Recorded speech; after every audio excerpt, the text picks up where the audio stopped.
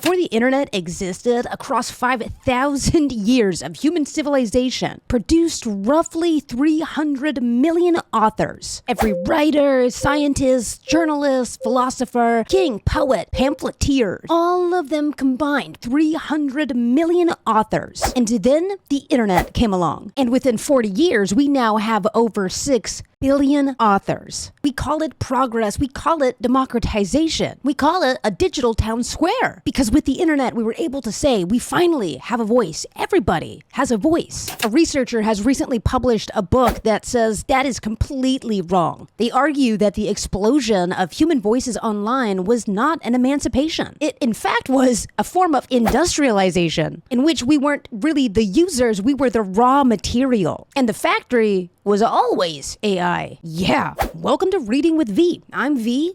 Let's get reading. The article is called, quote, "We thought the internet was for us, and it turns out it's for AI." It's written by Andrey Mir, a media theorist, and it's a chapter from his new book, The Technological Imperative. And it makes an argument that I think we should sit with. And by the end of the video, I'm very curious if you agree or disagree with his take. He begins with a question. How many authors did humankind have before the internet? He's not asking about talent or genius, just like how many people can reach other folks, other strangers with their ideas. He counts it all up. And across all of recorded history, he is claiming that there is roughly 300 million. And he's saying this is generous. And then the internet arrives. And that number is going to skyrocket to 6 billion people, 74% of the global population, each having their own technical ability to publish or post or comment or reach strangers. We call that liberation, right? The democratization of voice. But the article says, look a little bit closer, because Mir is going to argue, and this is where it gets uncomfortable for you personally and me. He is saying that the evolutionary meaning of the internet was not social progress at all. It has always been some form of data collection. Specifically, he says, the evolutionary meaning of the internet seems to be the transfer of all human knowledge and all human speech into the digital, where they become available to future AI, and the rise of high-tech industry capable of creating said AI. Media evolution needs our digital activity for AI to learn from us, just as a meadow needs the activity of bees. So it, being the high-tech industry capable of creating the AI, has made digital platforms engineer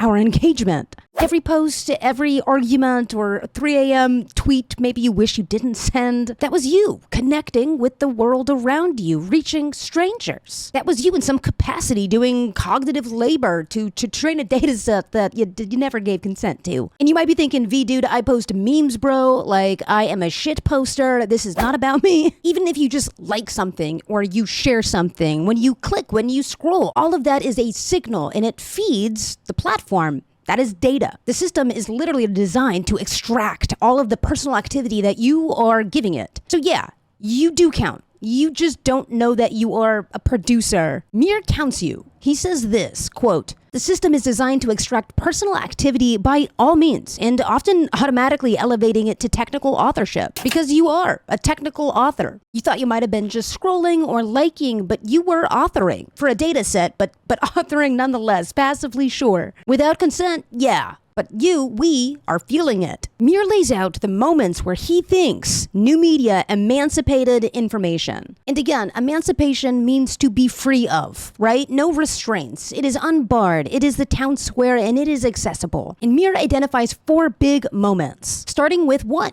the alphabet. All of a sudden, we didn't need templates anymore. Suddenly, info and knowledge wasn't just controlled by priests. Greece captures all of the minds, and a lot of philosophy kind of spurs. Rome ends up capturing islands. The world is reshaped, right? The world changes. The second big moment that he points out is the printing press. Gutenberg, 1445. Reading escapes the monarchy. The Reformation happens. Revolution transpires. Electricity occurs. Modern society kind of begins. 3, and might be the biggest, is the internet. The authorship now escapes almost all of its gatekeepers. Blogs, Twitter, TikTok. And each time there is social fallout, a bit of chaos, Mir actually ties it back to the explosion of 6 billion people suddenly having access and a voice, realizing how underrepresented they actually are. Institutions collapse, they reform, and new power structures actually end up popping up. And number 4 is where we are right now, AI, which he is calling the emancipation of intelligence from its biological carrier, us.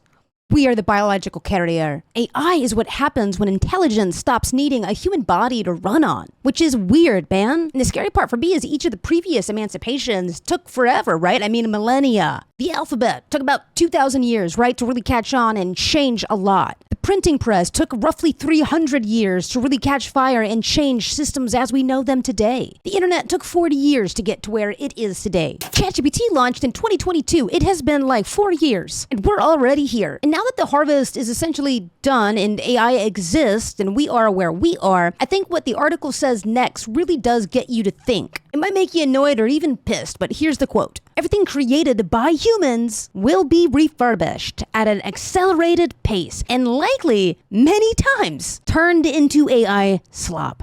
AI slop, that is the term. Content that AI will create based on its cannibalizing its own previous AI content, which was already built on your content, a bastardized version, but again, based on your content, designed purely to hold our attention in this attention economy. And Mir's argument is at some point, it's going to overwhelm our feeds. It's already there, and eventually choosing to not watch AI content will just take so much effort because it is everywhere. And I know what you're thinking. I'm going to choose the human every time, V. I am. It's not that easy. The article continues. True. People claim that they will always prefer human-made content over AI-generated content. But this may be the so-called social desirability bias. Proper answer to surveys, conflicting with real behavior. Considering the availability and overabundance of AI slop, especially with its quality improving, it will be extremely hard for users to reject AI content in favor of human-made content when it's already before your eyes in the feed. At some point, choosing human over AI will involve too much friction, which does not suit the nature of frictionless digital consumption. Withdrawing from frictionless digital consumption is hard, but I think he is right. We want our digital media to be easy, frictionless. Do you really think that you might spend the time to figure out if every video you scroll into created solely with human input? Honestly, have you done that? I do that for some things, not all the things, but that is our brain and that is our attention and our effort. We can do it.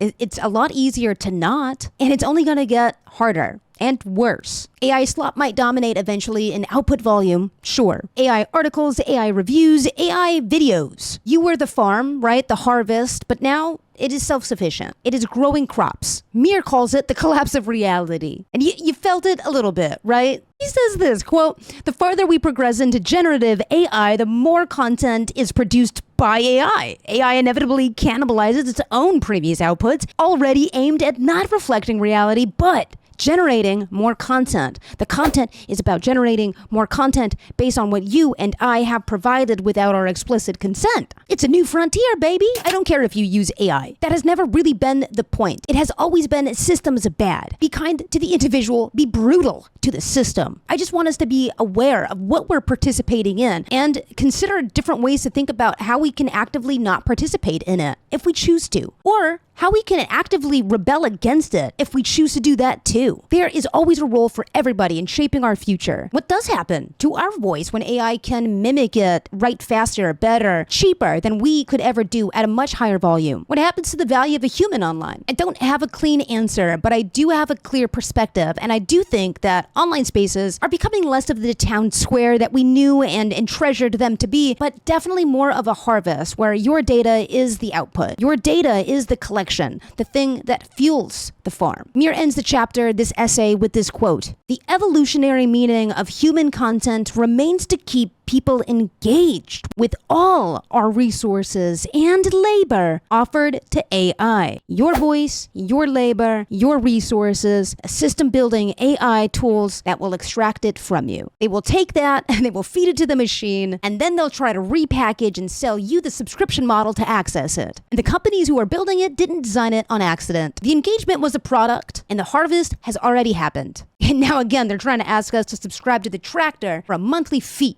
I don't know if that is the right analogy here, but I'm not using AI to make my analogies, so maybe you can drop your own analogy in the comments. Thank you for listening to my commentary and going through this article together. And until next time, stay curious, stay alert, and stay skeptic, babe. Bye.